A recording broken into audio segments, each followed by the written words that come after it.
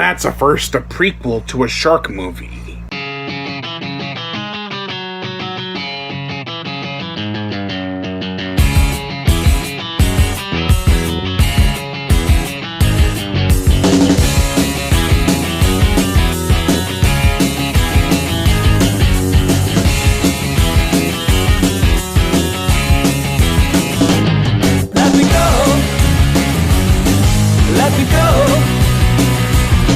Empire of the Sharks. The prequel to Planet of the Sharks. The plot. Taking place an unspecified amount of time before the first film, the world is covered by water, no dry land in sight. After sending his right-hand man, Mason Scrim, played by Jonathan Pinar, to collect something from a village and not receiving the right quantity, he takes several women hostage, including Willow, played by Ashley DeLange. Now on their way to rescue their people, Timur, played by Jack Armstrong, and Sion, played by Thande Sebe, hire a group of people who are qualified to take down the savage warlord. Where do the sharks fit into all of this? Well, Scrim and Fane can control sharks via Power Glove. It's ridiculous, but the two actors definitely have fun with it. One thing that directly links this movie to the original movie are the two cameos. Krieger, played by Ryan Wade Hannibal, who plays a drunk leaving a bar, and Captain Barrick, who turns down our two hero figures, insisting that he wants to live another day, probably so the timeline wouldn't be messed with, but I digress. Something that this movie has makes it a vastly greater experience in the entertaining department. Is it the pacing, action, effects? Well, how about all three?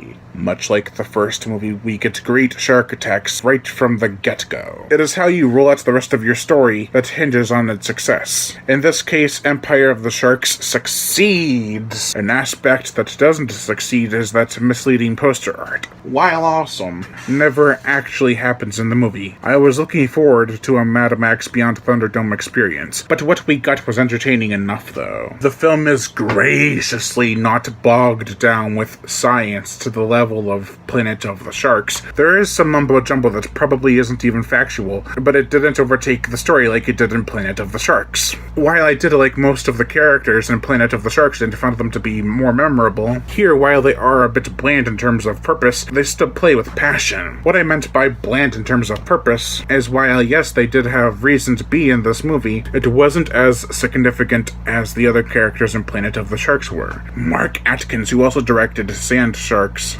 Jack the Giant Killer, Road Wars, and Planet of the Sharks, came back to direct this prequel, and a lot of things have improved since Planet of the Sharks. The cinematography isn't all CG this time. We get some beautiful shots of the vast oceans. While there's a lot of CG models and housing, it doesn't look hokey. In the previous movie, it was a bit revolutionary for sci-fi with its abundance of CGI. Ice Sharks did the same thing, even though I don't think they were ready for something quite of that scale yet. At least, not back in 2016. Speaking of things that have improved, the gore, the effects, bloody chomps are what mostly amount to the gore level in this movie. While the blood is more realistic, and we do get a semi-off-screen beheading, I do wish there was more. The CGI is a lot better this time around, not only of the models and housing, but the sharks too. They don't look like they did in Sharknado back in 2013. I'm looking at you, Planet of the Sharks. There's also a kamikaze goblin shark, which was freaking awesome. Production in the CGI department has definitely improved. The Asylum knows how to make their sharks look awesome. The musical score, much like the first. Some big and powerful cues, but nothing too impressive.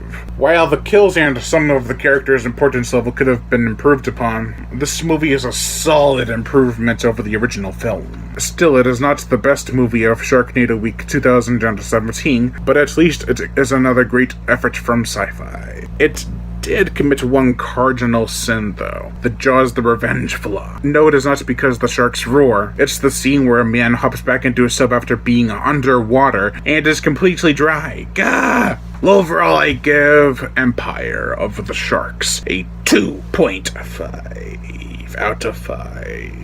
I am Brian Gatto, host of Horror Show Entertainment. Make sure to like my Facebook page in the description below and leave comments and subscribe.